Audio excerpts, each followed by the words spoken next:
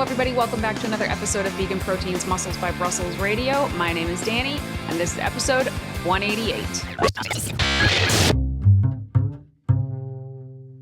All right, everybody. Thank you so much for tuning in. It feels like I've been forever since I recorded a podcast, even though I guess one just came out that I was doing a couple weeks ago.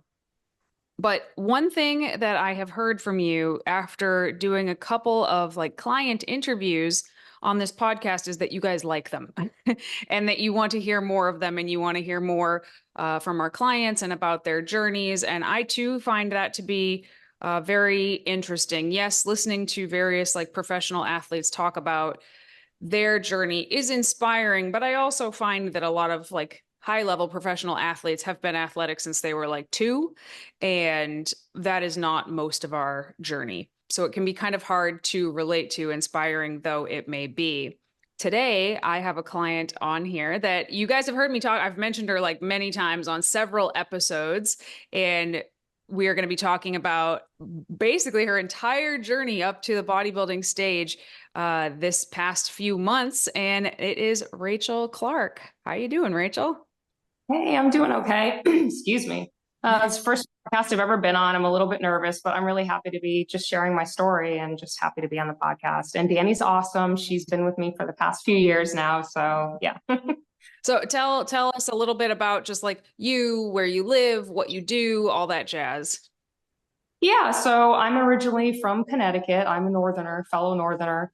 I've lived in Charlotte for the past 14 years. I have a pet sitting business here with a few employees, so that's going awesome. Yeah, but I have only been here for the past 14 years. And when I grew up in Connecticut, definitely did not have a fitness background. I was not healthy. I was very overweight. As a child, I just kind of ate lots of junk food and didn't exercise and things like that. I guess a big part of my story, and this is what I wanted to tell everyone, is just I had a terrible, terrible childhood.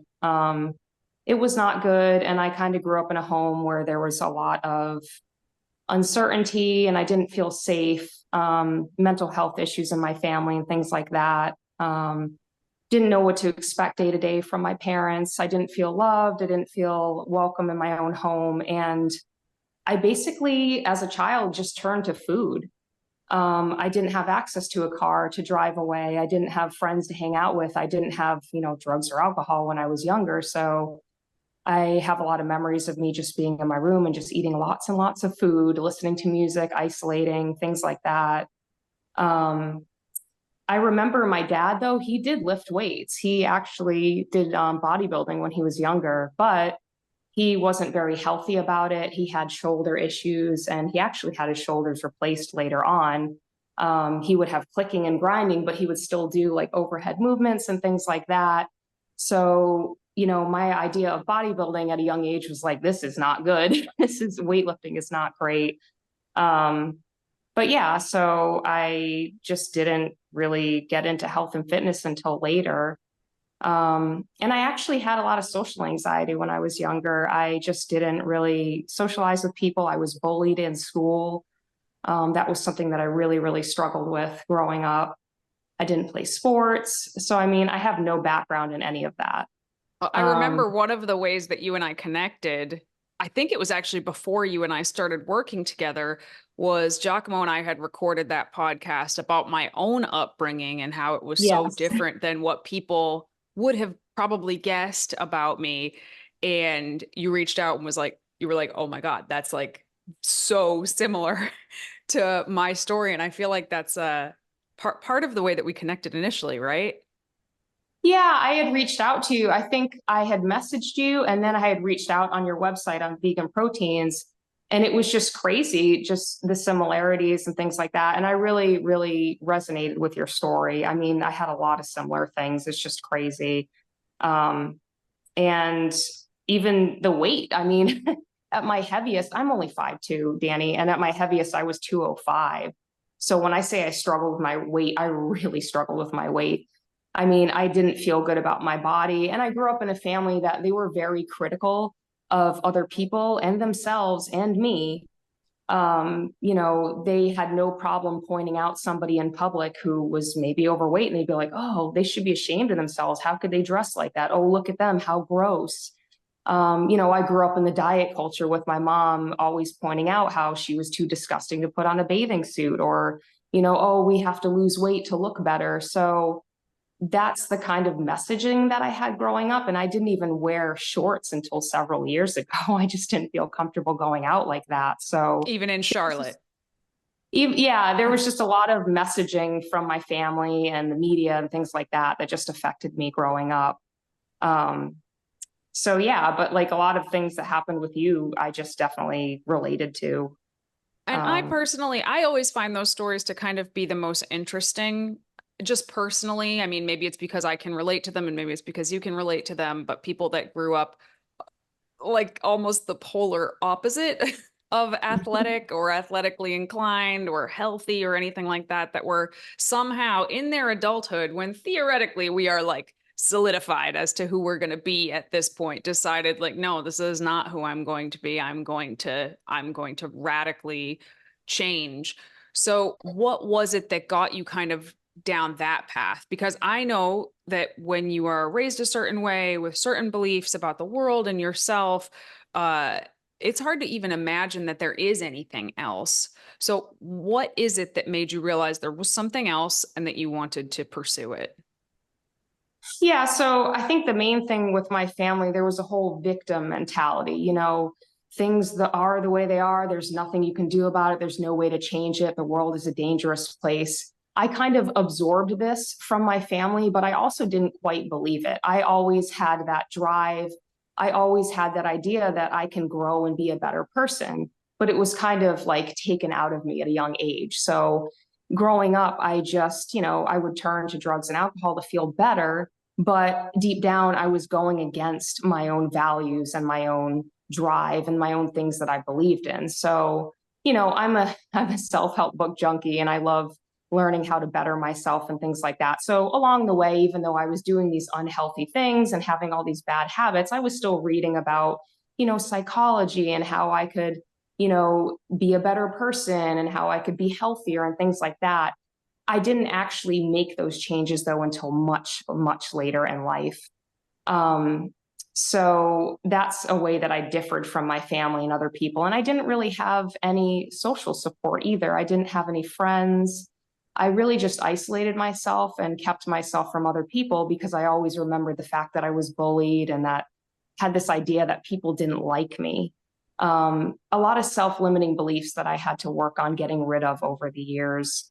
So basically, I left Woodstock, Connecticut in my early 20s. That's when I had met my now ex-husband. And we kind of bonded over our trauma and things like that. But in one way that we differed is I had that growth mindset and he didn't. So that was always in the back of my mind, like, this doesn't quite fit. It doesn't feel like we're quite compatible. But he did help me to kind of get away from my family and start over. And that's when I started to kind of think of, bettering myself with my health and fitness. I did start getting into exercise, but like most women, I just wanted to get to the bottom of the calories, like eat as little as possible and do all the cardio and all of that. So I did lose weight and I got, healthier, but I was really just a smaller version of myself. For a while, I got into running. I was going to ask about that. I thought running came first. Yeah. I hated running. I mean, I guess like sprinting and stuff like that was fun, but the actual long distance running, I just didn't enjoy it. And then, I would get hurt and I'd just be like, oh, screw this. I'm just not going to exercise. So I never quite got down to the weight that I needed to get down to, or at least get to the healthy point that I wanted to be at. So I started getting into like high intensity interval training, which I loved, but I never, ever touched weights until 3 years ago. I never touched weights until I went vegan. I was vegetarian for about 11 or 12 years before I went vegan. But I was having a tough time in my marriage. I went through a really rough spot mentally, just from all the family trauma.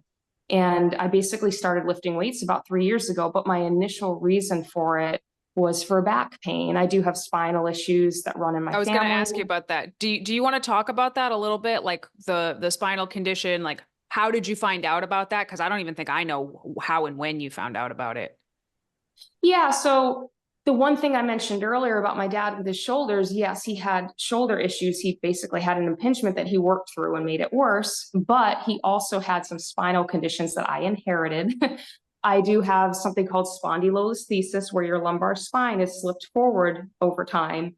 And that means that the discs above and below it can get, herniated. And I do have herniated discs. So I have spondy, I have herniated discs, I have a hip impingement, I have mild scoliosis, I have all of these things that when you see them on an MRI, you're like, oh my God, what's wrong with me?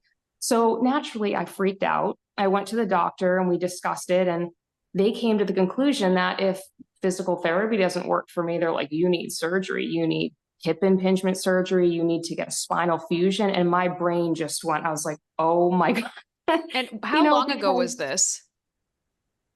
This was actually, I think about 6 or 7 years ago, I started going to the doctor for pain, but it was just maybe before I started weightlifting that I really just hit my, breaking point with all of this stuff, because the MRIs just kept getting worse and worse. And I figured I need to do something about this because they're telling me I'm going to need surgery and I don't want surgery.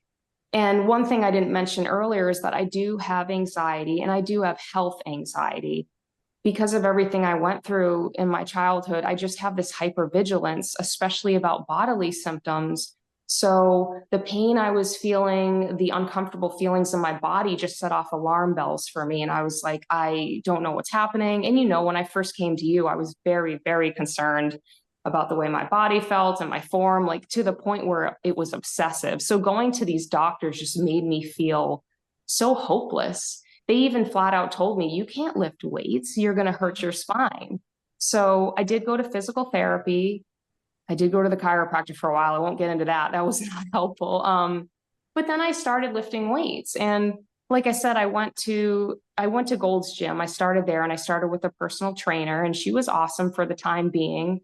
And it Forgot about definitely, this. Yeah, I forgot about her. yeah. And she really helped me get over my fear of being in the gym, because there was the self-conscious part of me. There was the part of me that had the health anxiety, and there was the part of me that just didn't feel good about myself. And this was at the lowest point in my marriage.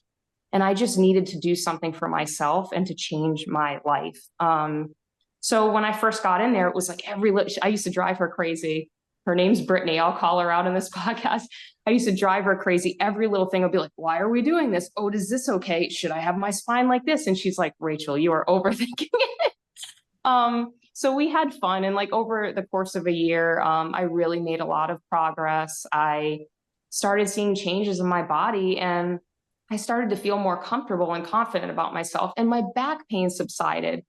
But then I kind of hit a wall with her because I wanted to take it further. I wanted to really change my body composition, because once I started seeing my muscles coming in, and the fact that I was vegan, I was like, I really want to find somebody that's going to help me get to the next level with this and to possibly do bodybuilding, because it finally just came on my radar.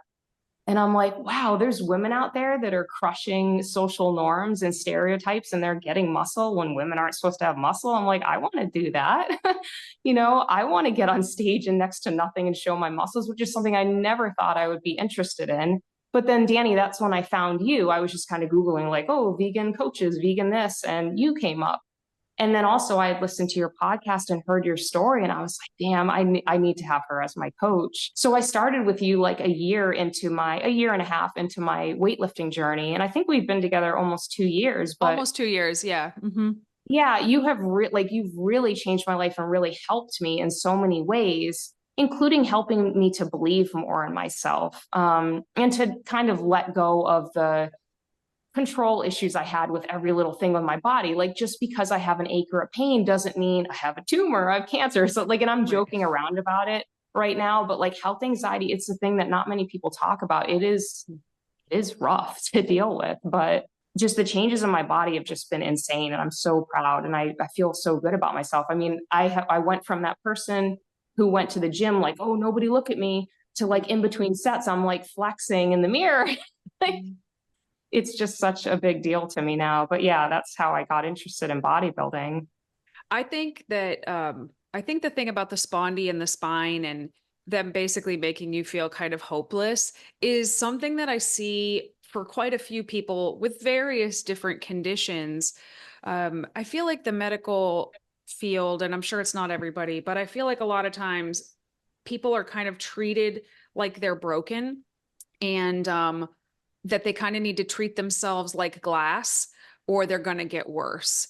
And there's another couple of clients I have that have Ehlers-Danlos syndrome, that have also, that's a connective tissue disorder, that have also basically kind of been told, like, don't lift weights. That's like the worst thing you can do. And I think that there are very few physical conditions where lifting weights is the worst thing you can do. Like, certainly anybody can get hurt in the gym, but anybody can also get hurt outside of the gym. You can get hurt lifting weights, or you can get hurt putting away your groceries because you're too weak to properly put them away. Like, I guess if I had to pick between those two, I would pick hurting myself, proactively trying to help myself uh, every single time. And I think that part of the reason that, obviously you're not like 100% pain free, but you would say it's like significantly reduced from where it was a couple years ago, right? Yeah, the pain has gotten so much better. I still have a twinge in my hip from time to time. And yeah, sometimes I wake up and it's like, oh, I'm in pain.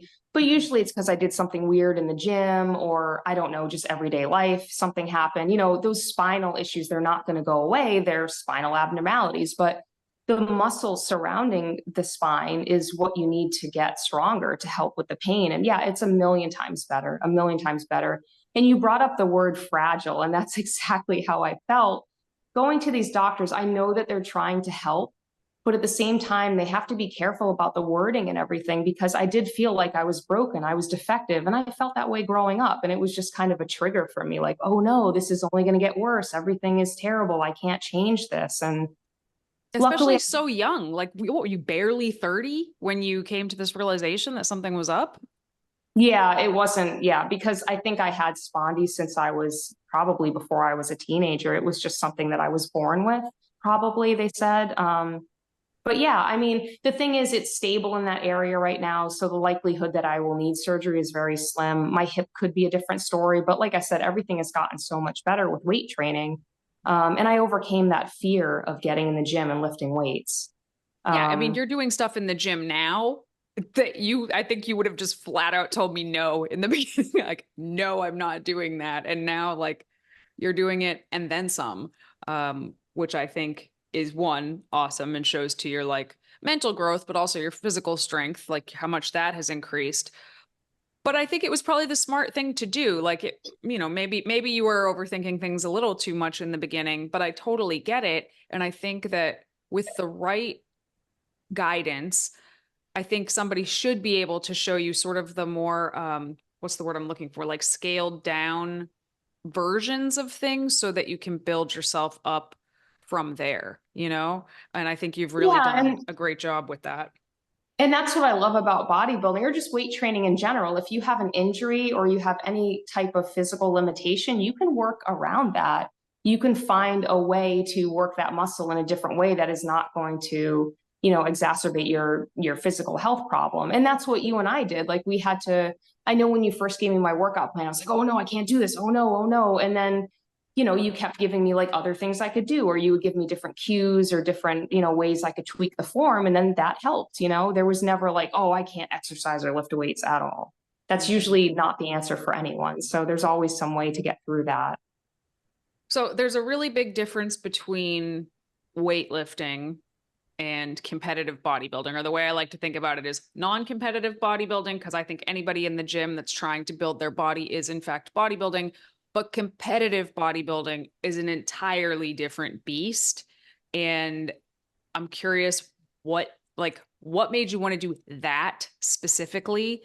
Um, and what were some of the things that you kind of, what's the way I'm trying to word this? What were some of your misconceptions you had about bodybuilding before you started that you've since learned are not true? Yeah, there's a lot about bodybuilding that was a misconception or a myth. I mean, when people think about bodybuilding, they always think of like, oh, Arnold Schwarzenegger or like the really big guys that are on drugs. I didn't know that there was natural bodybuilding even available. Um, but yeah, when I first thought about it, I was like, oh, that would be so cool to do it competitively and get on stage. But I didn't quite realize what was behind it, like the prep and everything that went into it. But then as I started researching, I was like, this is crazy, but I still want to do it. There's just something about that insane transformation that really sparked something in me because, you know, I believe that people can truly change their mind, their body, all of that if they put in the work. And back to that growth mindset, I wanted to go far outside of my comfort zone. I wanted to set an audacious goal for myself, like a ridiculous goal that like I couldn't quite picture myself doing it, but I knew deep down that I could possibly do it. And that's what bodybuilding was for me. Also, I remember one of the last times I talked to my dad, and it was not a good conversation. We don't talk anymore. But he had ridiculed me for talking about getting into bodybuilding, especially as a vegan. And I just told him I was super interested. And he's like, oh, well, you can't do bodybuilding unless you do steroids. And if you do steroids, you're a POS. And I was like, oh, well, I'm not going to do steroids, but I am vegan. And he's like, oh, you can't be a vegan bodybuilder. And he just went on, and he wasn't joking. He was being very, you know, critical and mean about it. And when I got off the phone with him, I'm like, that's that. I'm going to get on stage. I'm going to be a bodybuilder. And that's when I started really getting into it because I guess spite was kind of what fueled it as well, but also just that whole transformation. And bodybuilding is this weird niche thing that it just, to me, it's just weird and interesting. And I love weird and interesting things. So Oh, it is weird. It is definitely weird. Now, I can't remember our exact conversations when we started working together, but one thing that I personally want to really hammer home to anybody that's listening to this is when you came to me, you already knew you wanted to compete. I vividly remember that. And I looked at the photos, I looked at what you had been doing, and I'm sure I said to you in some way, like, you can definitely do this, but it is not going to be in the first year because we need to take time and eat and grow before we even think about dieting. Because I have shared your pictures and your transformation on like my social media, and every response I've gotten about it is just like, holy shit, I cannot believe she did that. How? Like that's what people want to know. How? And there's a lot that goes into that how. But I firmly believe that if you had come to me and we just immediately started to prep for the show, it would have been a disaster. You would not have looked the part. I think that I mean, it was over a year. I don't remember exactly how long, but it was over a year that like you solidly spent time optimizing your metabolism as best we could and lifting and kind of getting the lifestyle under your belt before we started to even think about like diet.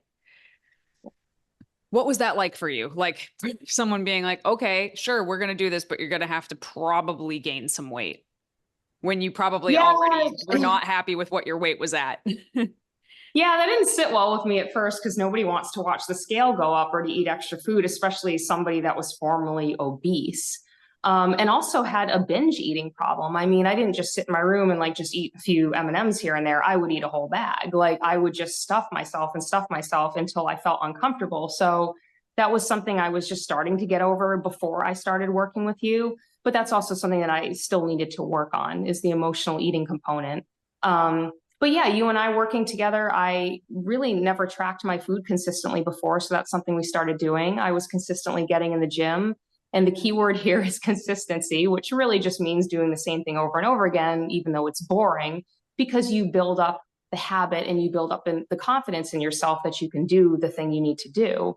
So yeah, we did that. We started the training, you know, worked on my health anxiety. That was like, you know, all of that is the prep before the prep. But people don't want to hear that. You know, people have asked me like, oh, how did you do this transformation? What special supplements did you take? Is there a special workout you did? And there is nothing special. It is boring, but I love boring. I like the routine. I look forward to it. It's something that has built discipline in my life. And yeah, I mean, there was just a lot of things that we did. And I also learned to tolerate discomfort before I even got into the discomfort of prep, because that's a whole other thing. That was just we'll get into that later, but Yeah. I had to learn to sit in my discomfort when it came to gaining weight for a build. I had to sit in my discomfort of when we were dieting to, feel hungry, going in the gym and maybe feeling sore after workout, learning how to deal with that. So there was a lot of psychological components to us working together. It wasn't just the eat this, do that at the gym. Mm-hmm. Yeah.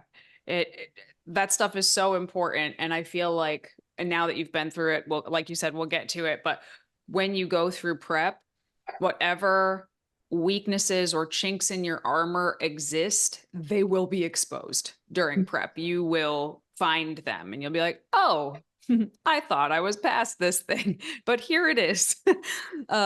So that's why I think that's part of the reason I think it's so important to work on that stuff beforehand.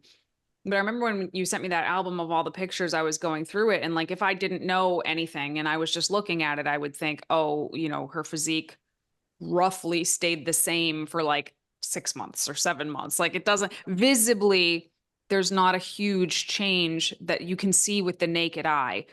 But obviously there were huge changes happening underneath. And that's what I think a proper off season through a prep should look like. If it were a flip book, it would be like the first 3 quarters of it would look very, very similar. And then it's just like, bam, in the final quarter, it's like change almost every single week until you look stage ready, and I can't hammer that home enough because almost every woman that I speak to is trying to skip the first 3 quarters and just go into that part where you look like a flip book transformation. And then they're like, this isn't working. Like, I have to cut my calories. I have to do more cardio. I have to this. And they make very little progress. They're not happy with how it looks at the end because they skipped the hardest part, which is just being patient as hell. So. Yeah. And I just want to tell women out there, and I know you've said this as well, like, you can go ahead and eat the lowest amount of calories per day. You can do tons of cardio and get down to that magic weight that you want to see on the scale, but your body is not going to look the way you want it to look. It's just going to be at a lower number and you're going to be a smaller version of yourself. That look that everyone's looking for, quote unquote, toned or whatever, they want muscle. And to build muscle, you need to be, sometimes you could do it at a maintenance, but most of the time you need to be in a surplus, because you need tissue to build that muscle. And then like what happened with me is when I did cut, especially during prep, it was very apparent.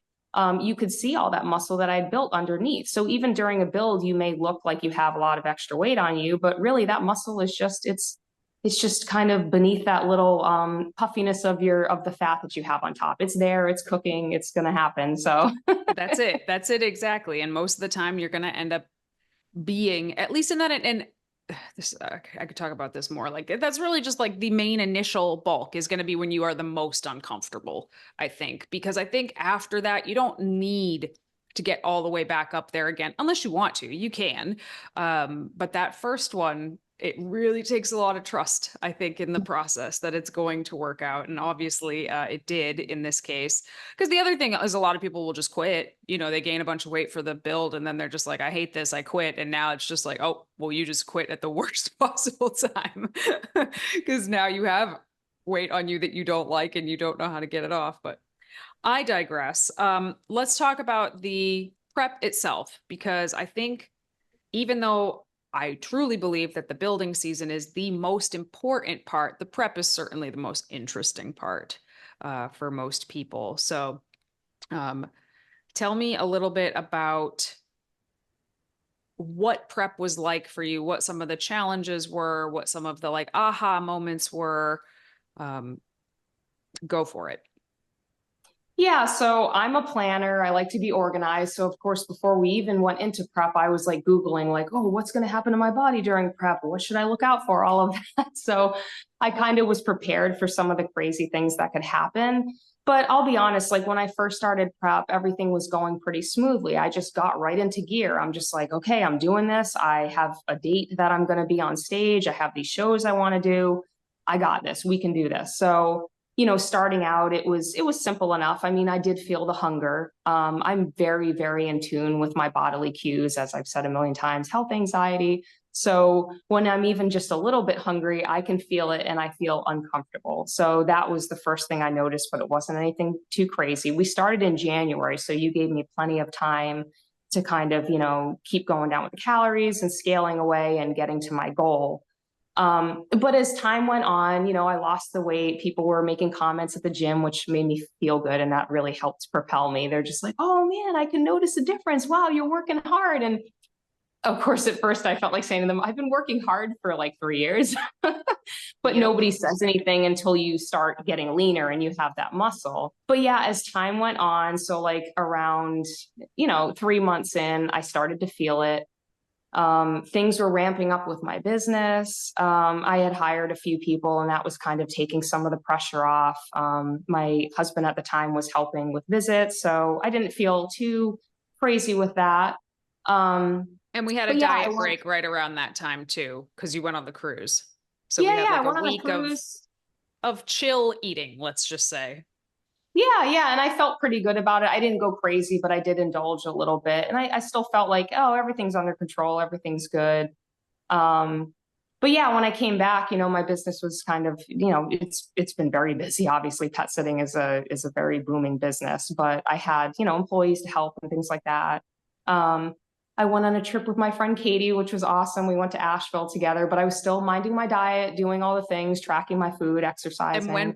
when was that? Like what I can't remember what month that was. That was in April. So I April. think around April, things started to get really difficult with the prep because, when you're dieting for more than a few weeks, your body's like, whoa, what's going on? Can we put some food back in here? Like, what are you doing? So I was Mm-hmm. kind of fighting against that.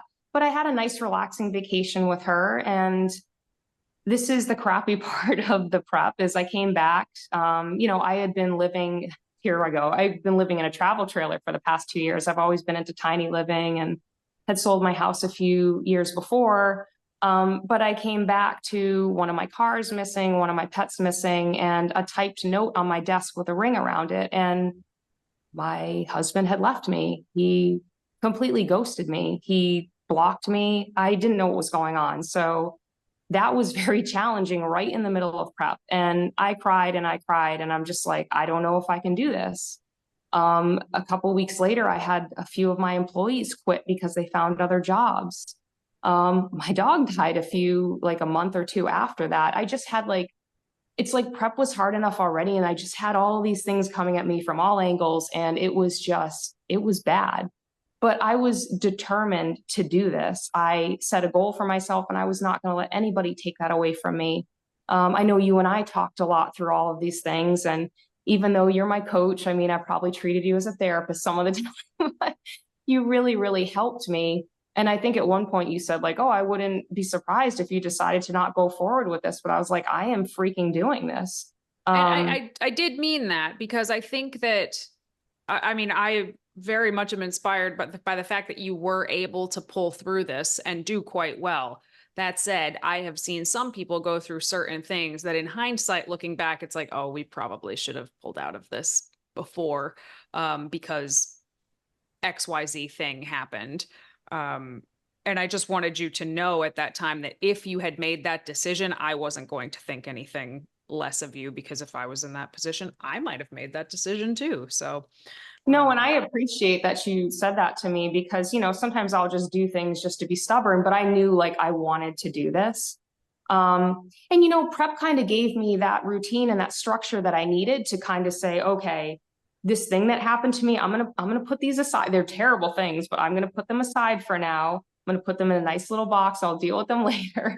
So I know I was joking with you. I kind of went into like robot mode and just like had this checklist of things I had to do. I, in the back of my mind, of course, was thinking like, oh, my marriage crumbled. This happened. This happened. But I had this other thing that was, to me healthy, even though it's not totally healthy, but to focus on prep. And I think I shared this with you, but I actually had like a why card. I actually have a card that, tells me why I'm doing the things that I'm doing. My number one thing was to inspire others. I was also doing it as a form of vegan activism. I was doing it as an FU to other people that told me I couldn't, including my family. and just that I'm capable of doing amazing things. So every time I was having a weak moment and thinking I just can't go on anymore, I would refer to this card, or I would journal, or I would listen to motivational, podcasts, or anything like that. I always tried to dig deep to get that motivation and to be clear on my path. So there's a part on the back that says, the hunger and discomfort I feel just means I'm getting closer to my goals. It will all be worth it when I show off my amazing physique with confidence on the bodybuilding stage. And I know this sounds cheesy, but this helped me. So Yeah, there's I don't think little, it's cheesy. I think it's important. I think a lot of people lose sight of their why. And especially when it comes to bodybuilding, I think it is very easy to eventually become incredibly resentful of your prep itself. Like you resent the fact that you can't go out to whatever with your friends because you have to stay in and eat whatever you had planned, or you have to go to the gym and you're tired, and you start to resent it and forget the fact that nobody made you do this. Like it's something that you decided to do. It's a privilege to get to do it. And I don't say that from a place of judgment. I have absolutely become resentful of preps and had to remind myself of these things. So I love that you had something right there to remind you of why you were doing this, and that it did help push you through. And I actually think that of many, many, many of the clients that I have coached through an entire bodybuilding prep, you probably hung on to your why like one of the most, and like re-inspired yourself and re-motivated yourself almost every single day, which gets really hard. So I was very impressed with that. yeah, and that's one of the great things that happened to me during prep. I realized that I'm stronger than I think. I can do hard things. I can deal with being uncomfortable. That was a huge one for me because I have to tell you, and people don't talk about this a lot about prep, but I would wake up in the middle of the night with crushing anxiety. And I don't know if any of your listeners out there have had an anxiety attack or a panic attack, but it is terrifying. And that's one thing that I thought I was beyond that. That's something I dealt with a lot in my childhood, my adolescence. I would have panic attacks, but I was like, oh, this isn't going to, I haven't had this happen for a long time.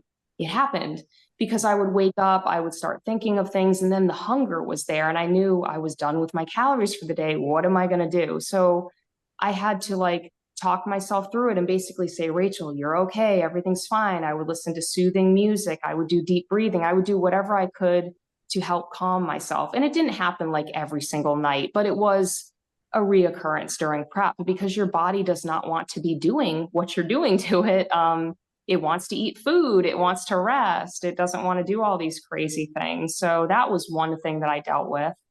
Um, I always thought that the hunger would be the hardest part of prep, but it really was the anxiety and the fatigue, The feeling fatigue. like you could barely move yourself. And, I didn't do cardio later on in my prep. I just did steps. I think you had me at 11,000 steps, and it's different for everyone. But Right. even that, like, there were some days I just couldn't move. But I Yeah. was like, I have to get 5,000 more steps. I got to keep walking. So I would put on my headphones, listen to my motivating podcasts or just upbeat music, and I would just get going. I would just keep moving. Um, And I think and one then, thing that I want to point out, because I think this is important, because you mentioned your 5'2". Um, we started, I just pulled it up just to double check to make sure I was right. We started your prep at, I think, 1,900 calories on low days and almost 2,200 calories on high days, which we had 2 per week. And over the course of the 8 months or so, we got down to just above 1,600 calories on the low days and like 1,850 on the high days. And I know for a fact that there are women, especially women, listening to this going, oh my God, I would kill to eat 1,600 calories and then 1,800 calories on the weekend. Um, I'd be like, how hard could it have possibly been if this little peanut of a woman was eating that much food? And what I do not think that people understand, and I didn't understand this either at first until I coached more and more people, it actually has very little to do with the number of calories you're eating, and it has everything to do with the amount of body fat on your body. Once your body fat gets below a certain point, and that point's going to be different for everybody, like you are famished. And there, it doesn't matter how much food you're eating. Like somebody could be famished on, I've seen guys be famished on 3,000 calories a day, you know? And mine unfortunately is a bit lower than that. The benefit of having a speedier metabolism is basically you get more nutrients in via your food. So that's nice. But the actual hunger, if you're like, oh, I'm going to compare my calories to her calories, Rachel is 5 inches shorter than me and eats more than I. I mean, she ended her prep where I sometimes start mine. But it doesn't matter because in the beginning of my prep, it also feels fine. A little hungry, a little uncomfortable, no big deal by the end of it. Famished. So it's just, I want to point that out because I think that it's important to mention that it is all relative. And part of the reason that you were able to kind of have calories so high is because we spent so much time optimizing it. But at the end of the day, it doesn't freaking matter because once you get past a certain leanness, you're going to be hungry to death no matter what. And you and I had many conversations about this because I felt that. I was like, I'm eating all these calories, Danny. Why do I feel so tired? Why am I so hungry? I don't feel like I deserve to be tired and hungry. And you explained that very thing to me. And I had conversations with a couple of my friends because they said the same thing, like, wow, you're eating so many calories. And I'm like, I am ravenous. I am hungry. I could eat everything right now. So the calorie number does not matter to me. Mm-hmm. Yeah. Just a little thing that I wanted to make mention of because I used to years ago consider it like a badge of honor as a coach if I could keep someone's calories really high while getting them stage lean. And I mean, I'm still happy when I'm able to do that. But at the end of the day, it doesn't like super improve the competitor's life that much because if they're lean enough, they're going to be feeling like crap. And I want to talk about that a little bit, like physically. Um, were there any surprises other than the anxiety that you mentioned? Were there any surprises physically during prep? I mean, mainly the fatigue. And, I'm a coffee drinker. I love having a cup of coffee in the morning. And sometimes when I'm really tired in the afternoon, I'll have half a cup to another cup of coffee. But during prep, like I got really reliant on caffeine to the point where I was like, oh my God, this is insane. But we had talked about it and I knew that it was going to be temporary. But, I would wake up and I would do what I needed to do, go and do my workout. But then I would be like, wow, I'm really tired and hungry. I need a nap. And sometimes I would nap. But I got up to the point where I was having a cup of coffee in the morning, an energy drink before my workout, sometimes a second energy drink later in the day, and definitely lots of diet soda and another cup of coffee. So I think at one point I was up to like 600 milligrams of caffeine a day. Which is a I lot, remember, especially yeah, I for remember somebody your size. I remember posting something on Instagram one day on my stories, like, oh, I need this to get through my day. And somebody reached out and said, oh my God, energy drinks are so bad for you. And I'm just like, I know, but this is what I need to be functioning as a human being today. So. Yep. And it's so, I mean, it's very common for people to become more and more reliant on caffeine, which is why I like to make sure people are not overdoing caffeine before they start prep, because whatever you start at, you will end much higher by the end of it. And of course, after prep, we try to bring that back down, which you have obviously brought it back down significantly because it's not healthy to be doing that for very long.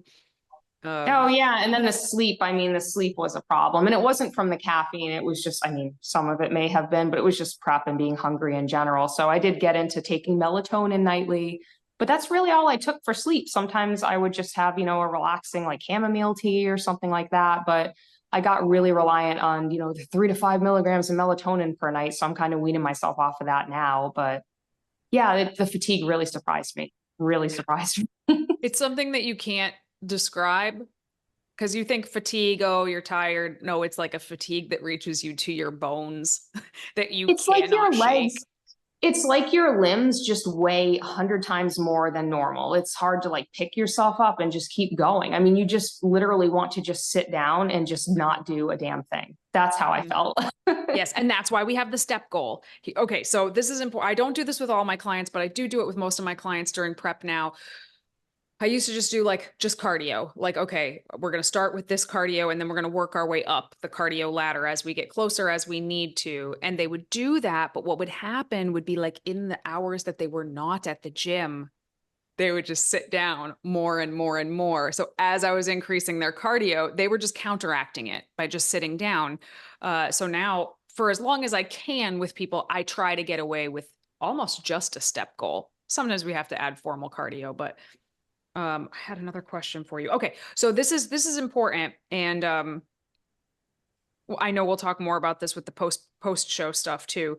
But you mentioned that prior to even beginning to lift weights, you had dealt with binge eating before. Now, to me, this is the biggest red flag when someone is going to say they want to compete in bodybuilding, but they have a history of binge eating. To me, that's my number one thing that I'm watching out for. Um, you very much had it under control, like not really an issue whatsoever as we went into prep. Did you notice anything around that, those feelings, those urges, anything like that during prep?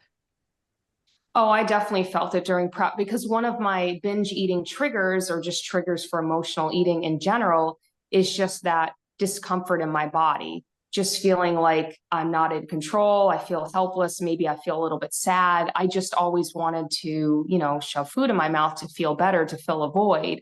So, yes, I did have it under control before prep, but prep brought up like new levels of discomfort and anxiety that I hadn't been dealing with for a long time. And then add the stress of everyday life things. And of course, the things that happened recently in my life, it just kind of ramped it up. So most of the time I would not binge because obviously I followed my plan. Otherwise, I wouldn't have gotten to the stage. But I just want people to know that the journey before prep was not perfect and prep was not perfect either.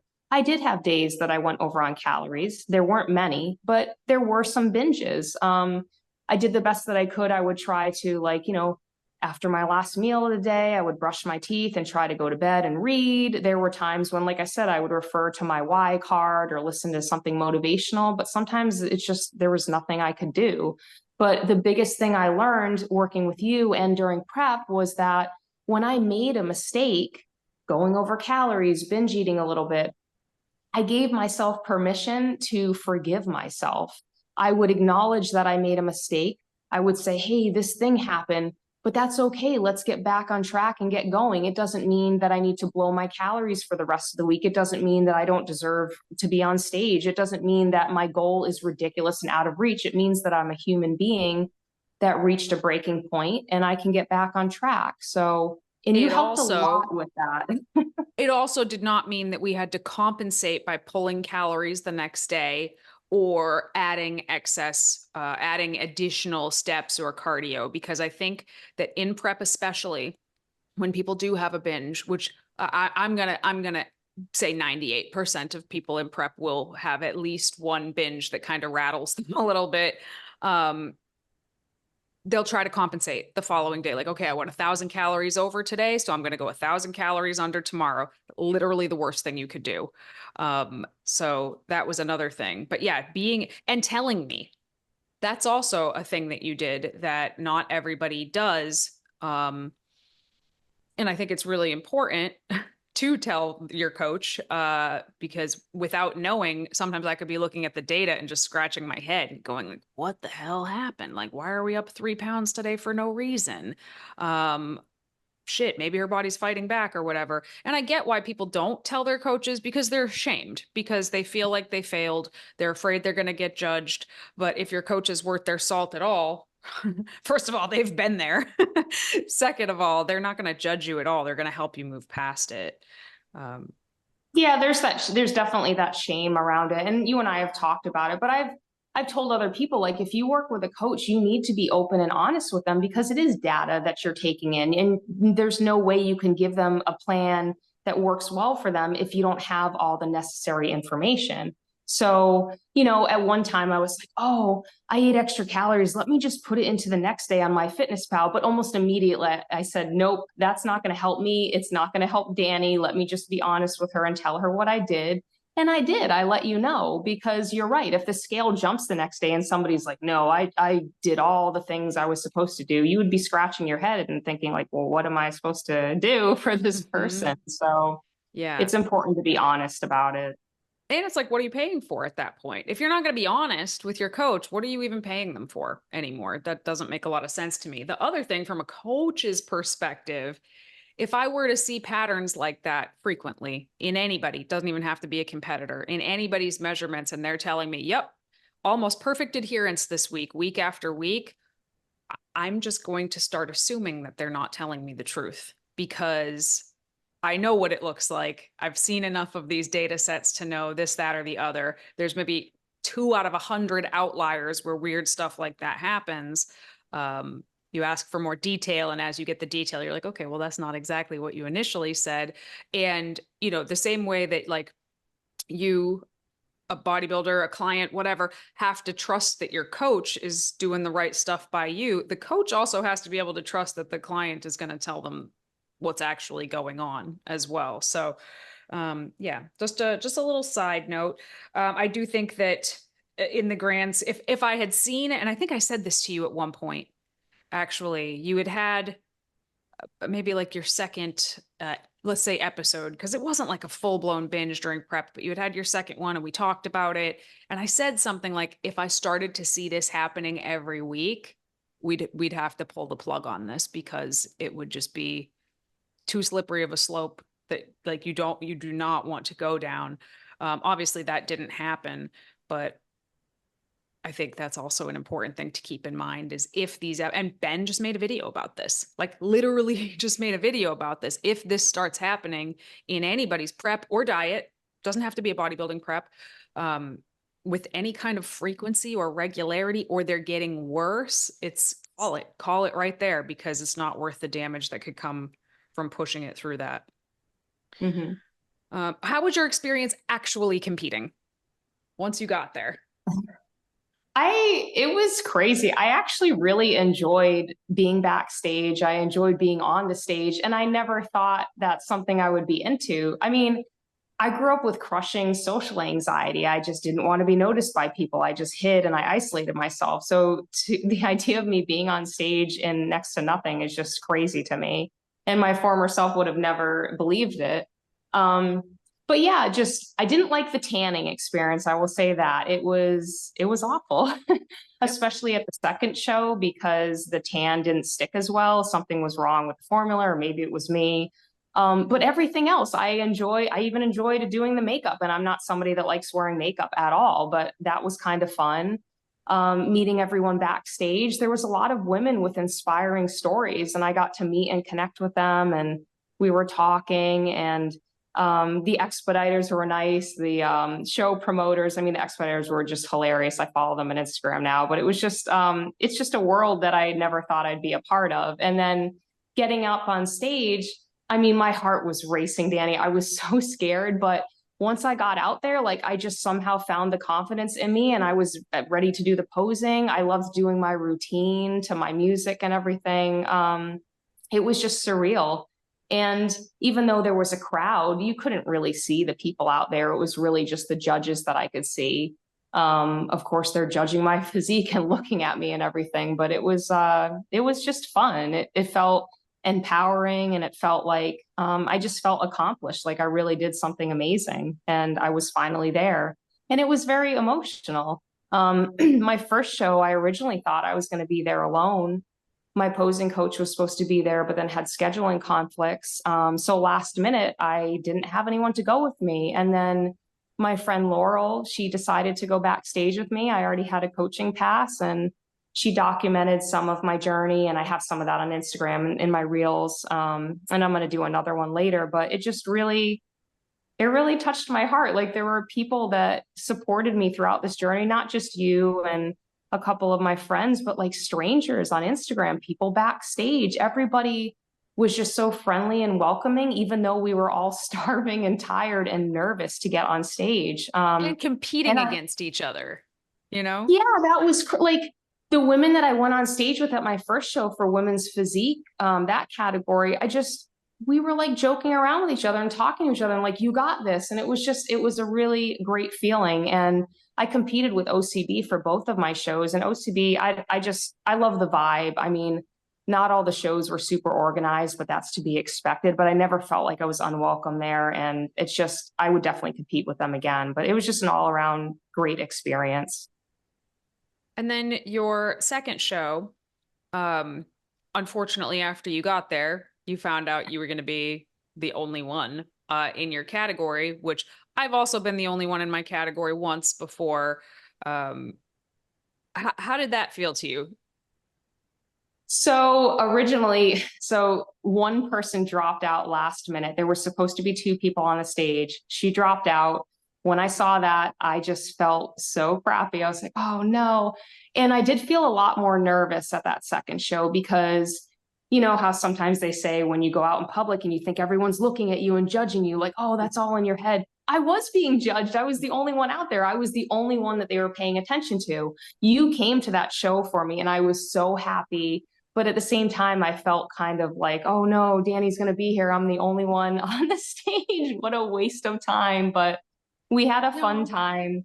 And I really felt amazing and supported by you. But I definitely felt a little bit more self-conscious because I was the only one on stage. And you had to go out there and do your quarter turns and mandatories like 3 times, or it was 3 times, Yeah, right? Yeah. yeah, it was three times, and you know the show, the whoever was on the mic was making a few jokes like, "Oh, she looks amazing. Let's give her first place." And I'm like, "Ha ha! I'm the only one out there." So they had some fun with me, but you know, I still went out there and did my thing. I went out as confident as I could. I did my posing the best that I could, and I had fun doing my posing routine. And I still got really great show pictures.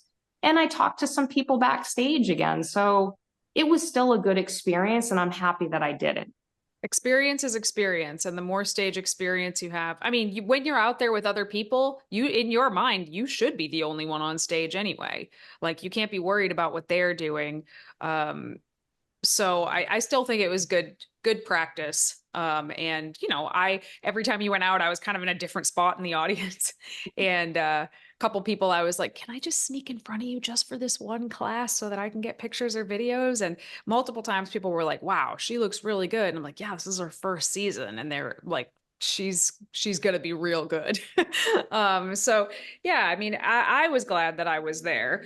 You know, it's always nice to compete against somebody. That's why we do this, not to go out there alone, but it's totally beyond your control. And when you compete in women's physique, it's just a smaller class. So you kind of always run the risk of being the only one on stage in a smaller class.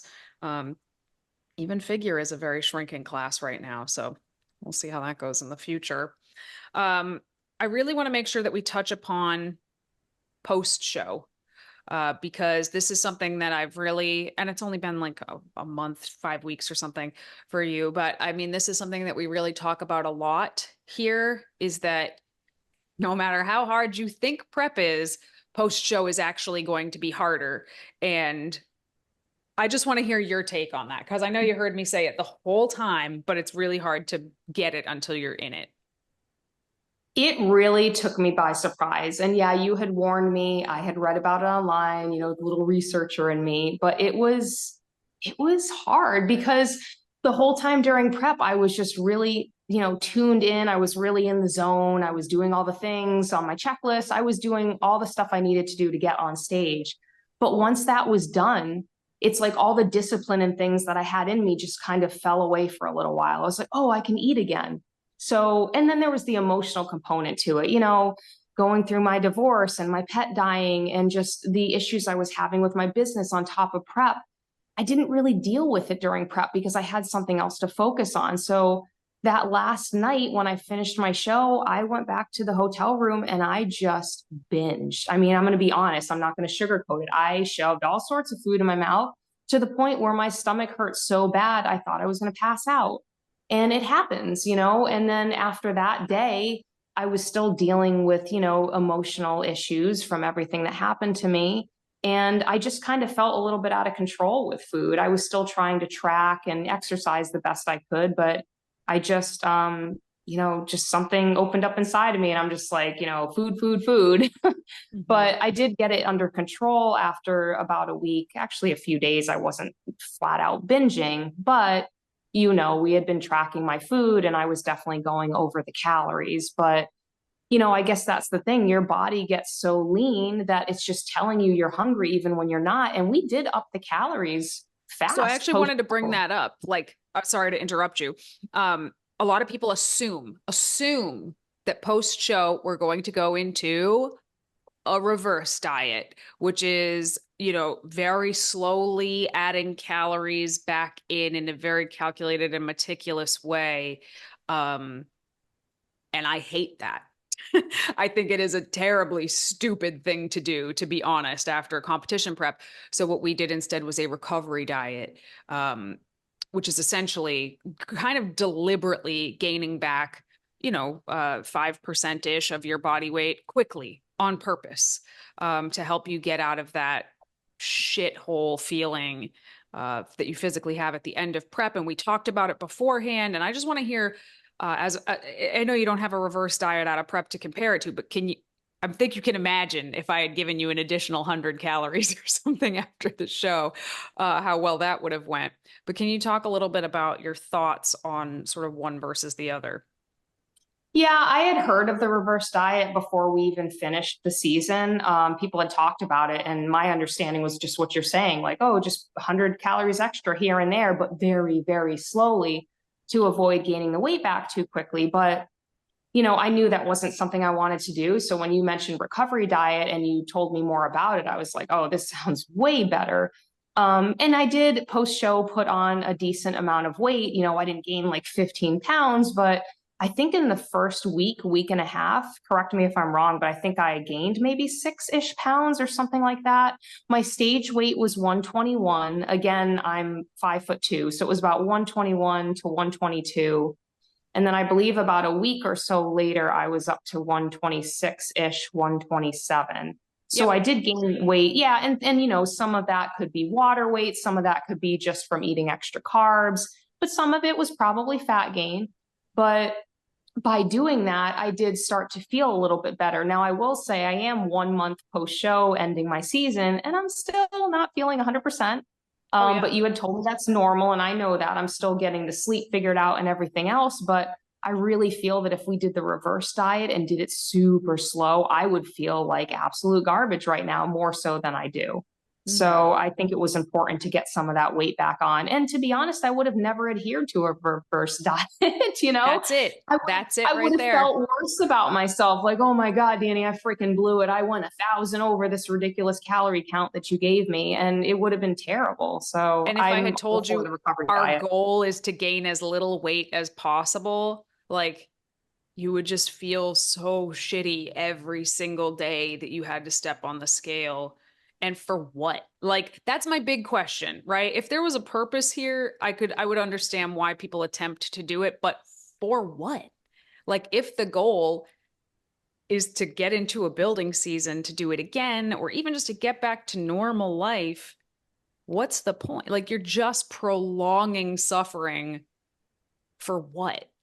I can't. It's so funny that this used to be so standard that we all thought it was perfectly normal until we all tried it after every single prep for years in a row. And nobody can do it. Nobody, nobody, nobody, nobody. I've never once, not once in 15 years, seen somebody be able to do it. So, anyway, And recovery diet or not, whether it's reverse, recovery, whatever it is that people do post prep, it's still hard. Like, it's not like I can immediately adhere. I mean, I can obviously do that physically, but it's hard. It's a mental thing. It's like, and then your body's telling you to eat, eat, eat. So that's something I just had to deal with, but definitely prefer the recovery diet. yeah, I agree. And I think it's interesting that basically, at least for the last several weeks, I mean, your maintenance has been close to 3,000 calories. You bumped up to that 127 or whatever, and then for a couple weeks, 3,000 calories ish per day on average, and you stayed right there, like right at that weight. Now, we talked about how that's likely not going to be your maintenance for very long, but it just goes to show how badly your body needed that sustenance. Like, it's putting it all to use. Um, but I always want to hear people's take, especially on their first post show season, because no matter how many times I try to tell people that no, no, no, you think this sucks? wait till next month. Like, physically you'll feel better, but mentally you're probably going to feel worse.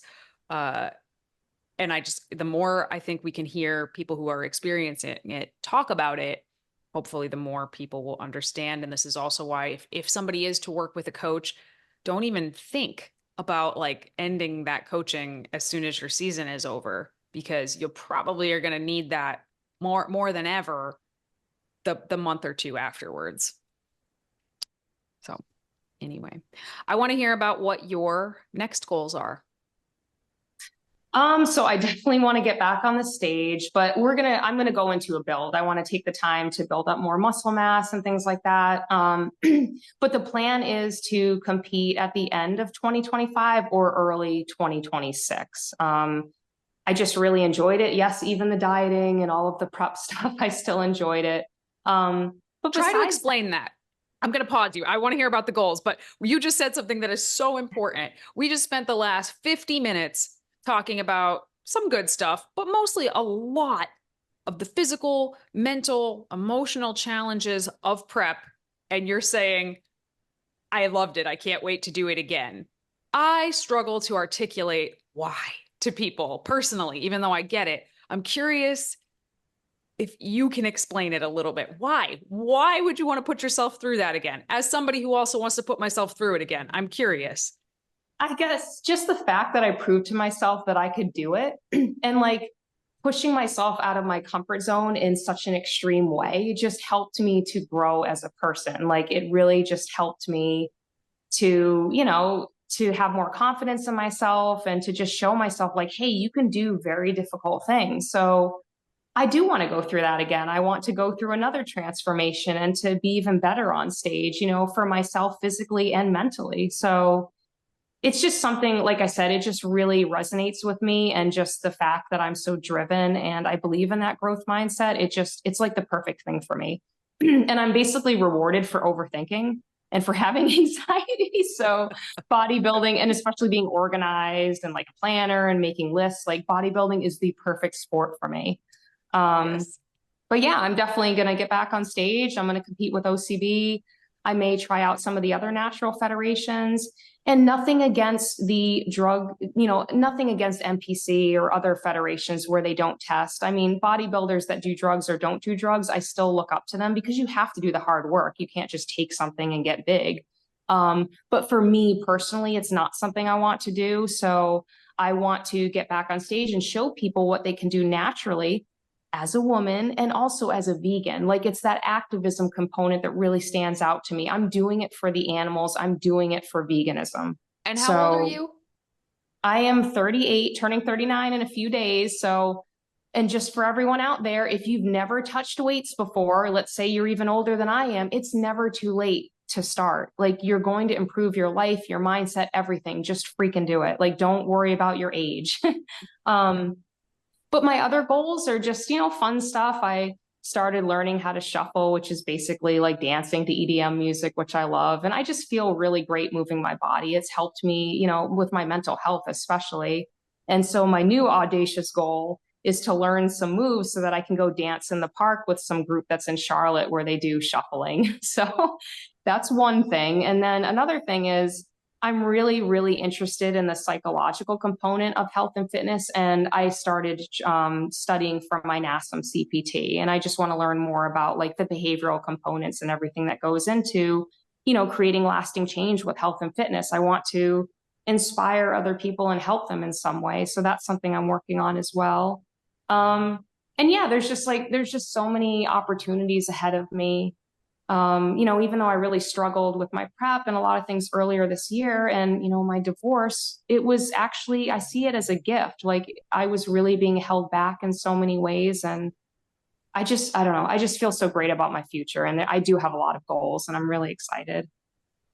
Awesome. Well, I'm super excited for you. I'm really looking forward to this building season and possible end of next year shows. I don't think I've ever had a client compete at the very end of year shows before. Like once Worlds is done, I've not had anybody compete again until the early spring. So I'm excited to see sort of how this goes. I'm excited for your shuffling. I'm excited for the new socializing that you've been doing, your new place. Like I think it's all going to be very, very good for you. And I know for a fact that this podcast is going to be really helpful and insightful, I think, to a lot of people. And Rachel, where can people find you if they want to follow you? Yeah, I really hope this does help people. And I also want to say, like, I'm really focusing on connections now in my life. I want to connect with other people and make friends and things like that. So anyone listening to this, if you want to reach out to me, get any other information, or just say, hey, my Instagram is at Vegan Muscle Machine. So that's my alter ego for me. And it's like my confidence building name. So yeah, reach out to me there. That's where I am mostly. That's the only social media I really work with. And Rachel's great about sharing so much of her journey in her stories, which I personally suck at, but Rachel's really, really good.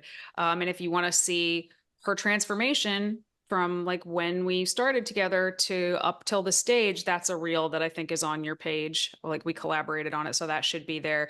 And I think that if you see that and pair that visual with what we've talked about on this podcast, I think it will hit even harder.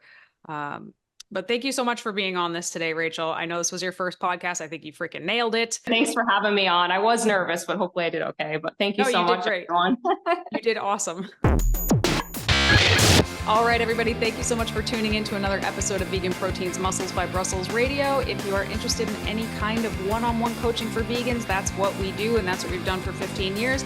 Go to veganproteins.com, click on the coaching page, and you can just fill out an application. You will hear back from one of us very quickly. Follow us on Instagram, Facebook, YouTube, at Vegan Proteins and at Muscles by Brussels. Once again, my name is Danny, and we will talk to you soon. Bye.